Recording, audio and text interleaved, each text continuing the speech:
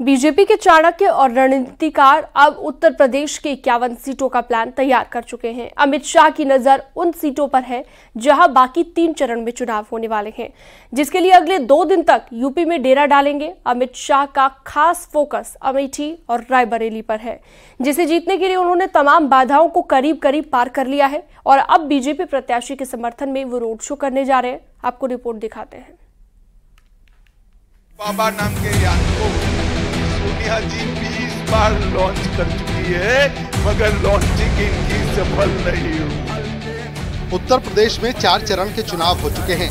39 सीटों पर वोटिंग हो चुकी है।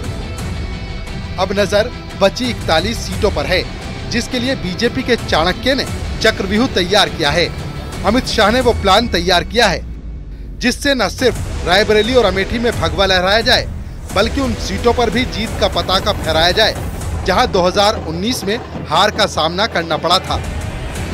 केंद्रीय गृह मंत्री अमित शाह, जो कि भारतीय जनता पार्टी के चाणक्य माने जाते हैं, वो अगले 17 और 18 मई को यूपी प्रवास पर हैं। यहां वो लखनऊ, रायबरेली और अमेठी में मौजूद रहेंगे और जो उत्तर प्रदेश के शेष 3 चरण हैं उनमें 41 सीटों पर विशेष प्लान तैयार करेंगे, रणनीति तैयार करेंगे और भारतीय जनता पार्टी को मजबूत करने की रणनीति पर वो काम करेंगे। विपक्षी पार्टियों को लेकर एक चुनावी व्यूह तैयार करेंगे।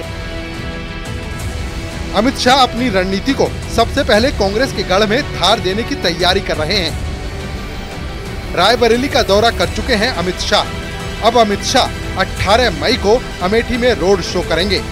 स्मृति ईरानी के लिए वोट की अपील करेंगे, क्योंकि इस चुनाव में अमेठी और रायबरेली में कांग्रेस को मात देना बीजेपी के लिए सबसे बड़ी चुनौती है।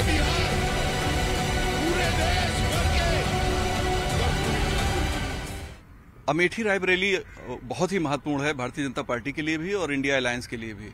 अमित शाह जी खुद फोकस कर रहे हैं, खासतौर पे अमेठी में कुछ सोशल इक्वेशन बिगड़े थे, कुछ लोगों की नाराजगी उनके सामने आई थी। ठीक ऐसे ही रायबरेली में पार्टी के भीतर से कुछ नाराजगी थी। तो अमित शाह जी एक एक जगह, एक एक विधानसभा और कहा जाए एक एक बूथ पे उनकी निगाह है। अमेठी रायबरेली पे भी उन्होंने इसलिए खास तौर पे फोकस किया है। उन्होंने ढेर सारे पॉलिटिकल नए इक्वेशन बनाए हैं। जहां लोगों की नाराजगी थी तो अल्टरनेट उन्होंने खड़ा किया है। खासतौर पे अगर आप देखिए 5th-6th पेज में काफी कुछ अमित शाह जी ने चीजों को बदला है।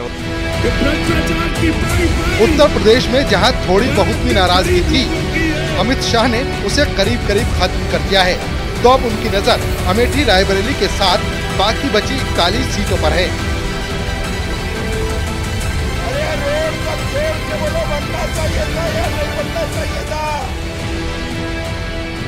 क्योंकि इन 41 सीटों में 2019 में बीजेपी की 33 सीटों पर जीत हुई थी। 2019 में बीएसपी की 6 सीटों पर जीत हुई थी। 2019 में कांग्रेस सिर्फ 1 सीट रायबरेली जीत पाई थी और 2019 के चुनाव में सपा भी 1 सीट आजमगढ़ जीती थी। यानी बीजेपी के बाद दूसरे नंबर पर बीएसपी रही।